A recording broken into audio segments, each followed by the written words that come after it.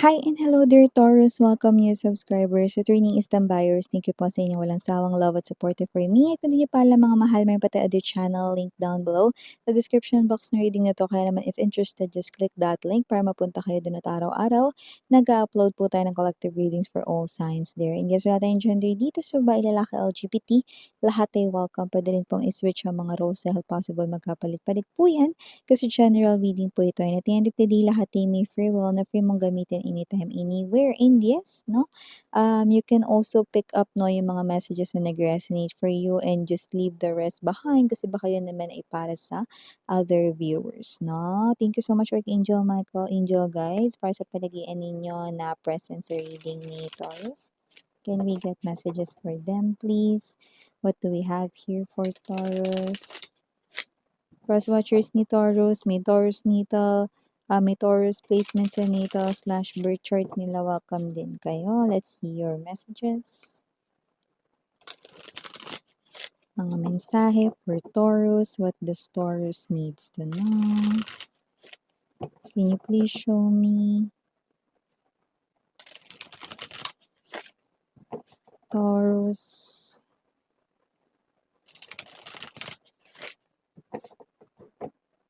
Okay, so let's go ahead and check this mga mensahe para kay Taurus. So, Taurus, meron kayo ditong energy ng 3 of Wands, 2 of Coins,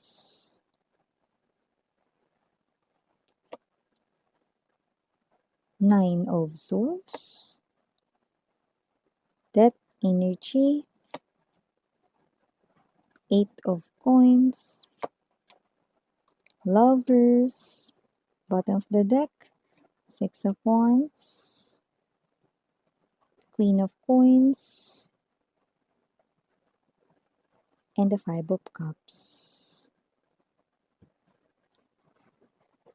Okay, so Taurus, na nakikita ko dito mukhang meron ditong malapit ng mag-end at mukhang ito ay ang paghihirap mo when it comes to your money. Nagsa-struggle ba ngayon? Feeling short? Lack of finances ba?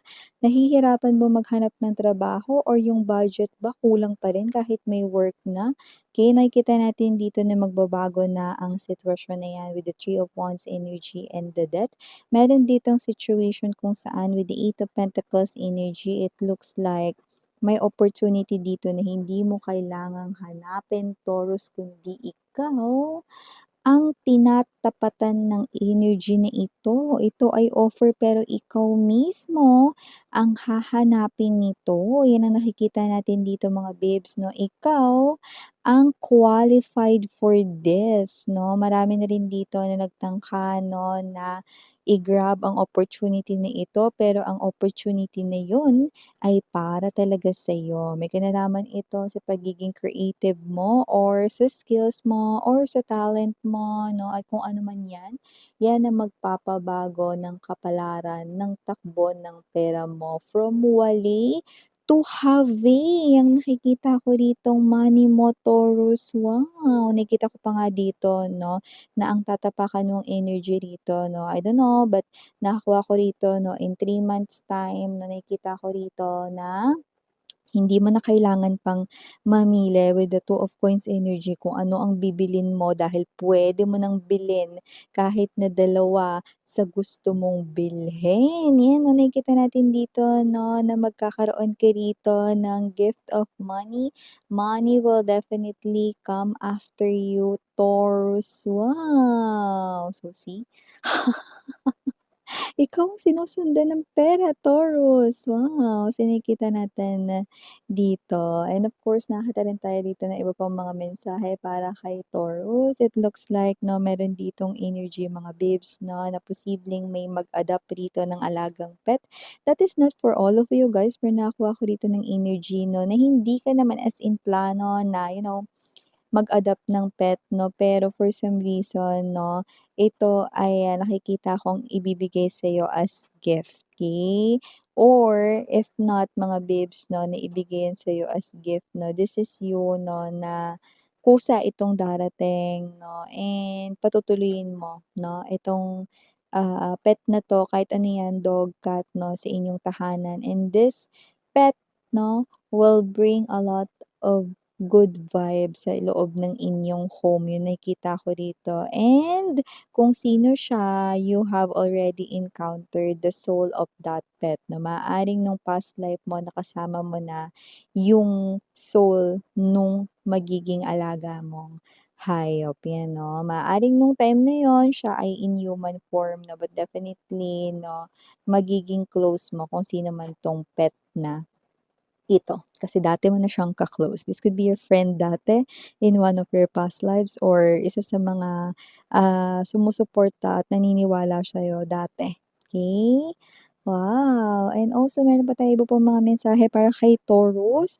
Mukhang meron dito Taurus 'no, na bagong magkakagusto sa'yo. Nakikita ko 'no, na after ka niyang makilala hindi na siya mapapakali.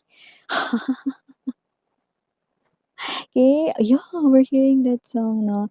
'Di na kailangan na parang itanong ng paulit-ulit, ikaw lang ang iniibig, yan 'no. Tama ba, may gano'n ba kanta mga babes? Yun kasi yung narinig ko 'no. Yeah, okey. Parang hindi na kailangan itanong ng paulit-ulit, ikaw lang ang aking iniibig. Yeah, this is the energy of a new person.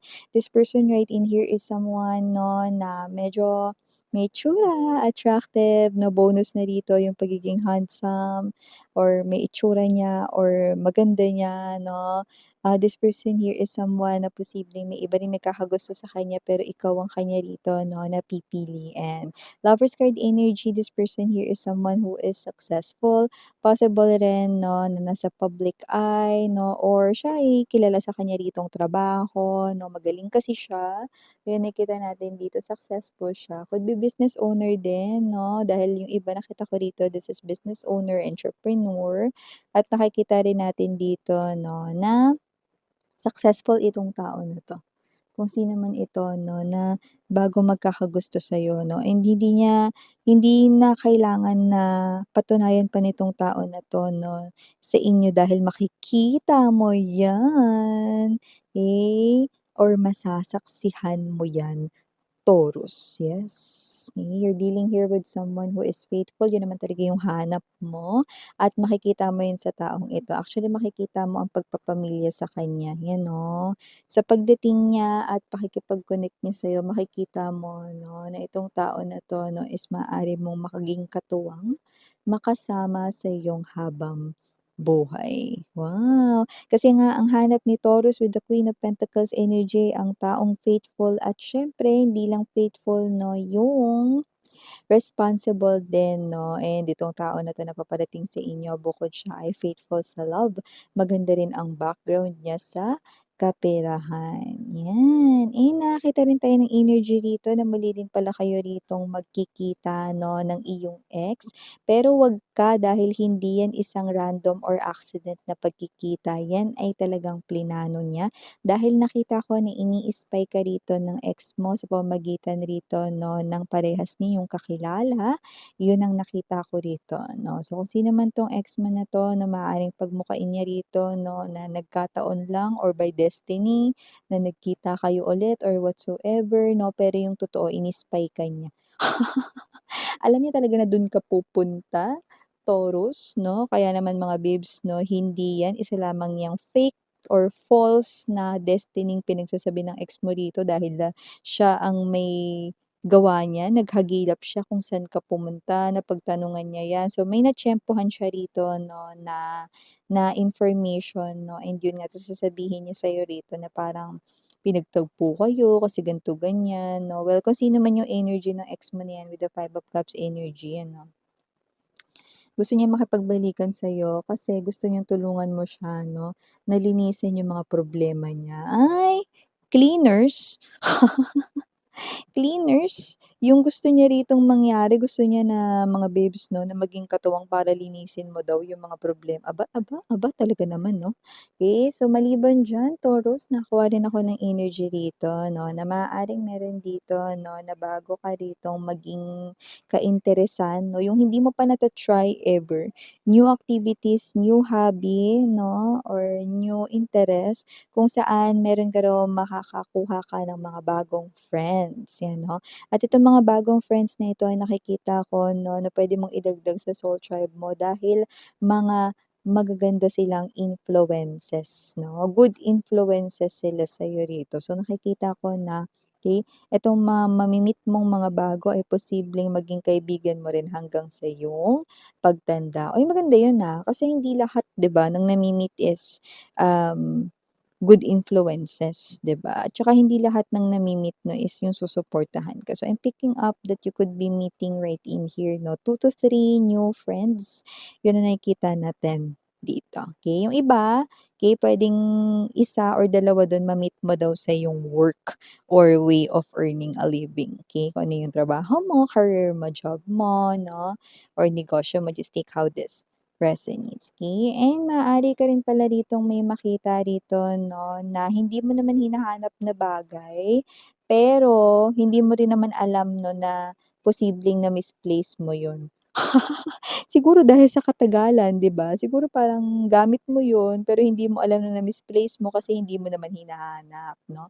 So, puwedeng meron ditong talagang literal na mag-general cleaning 'no or parang napilitan maglinis kasi may situation na hindi inaasahan 'no.